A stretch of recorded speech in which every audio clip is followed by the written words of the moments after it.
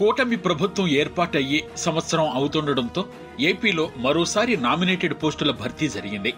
ఈ సందర్భంగా నేతలకు పదవులను కేటాయించడంలో గతంలో కొందరు త్యాగం చేసిన నేతలకు పదవులు దక్కినప్పటికీ మరికొందరికి మాత్రం ఎలాంటి పదవులు దక్కలేదని తెలుస్తోంది. చివరి నిమిషంలో పదవులను త్యాగం చేసిన వర్మ, బొండా ఉమలకు మరోసారి చొక్కెదురైందని అర్థమవుతోంది. పార్టీ పట్ల ఎంతో విధేయతతో పనిచేస్తున్న వీరిద్దరికీ పదవులు ఇవ్వకపోవడానికి కారణాలు ఏంటనేది మాత్రం తెలియడం లేదు.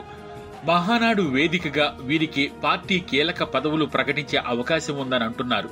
కానీ ఈ విషయంపై సీఎం చంద్రబాబు మాట్లాడే వరకు స్పష్టత కష్టమే.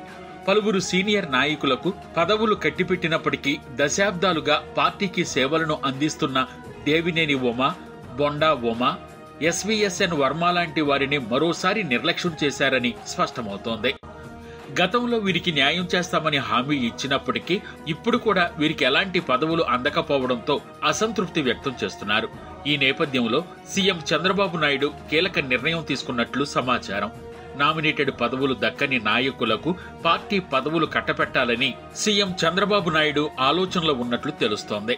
ప్రస్తుతం ఎవరికైతే పదవులు దక్కలేదో వారందరికీ పార్టీ పదవులు దక్కే అవకాశం ఉందని, దాని ద్వారా వారిని సంతృప్తి పరచవచ్చనే ఏపీ సీఎం భావిస్తున్నారని వార్తలొస్తున్నాయి.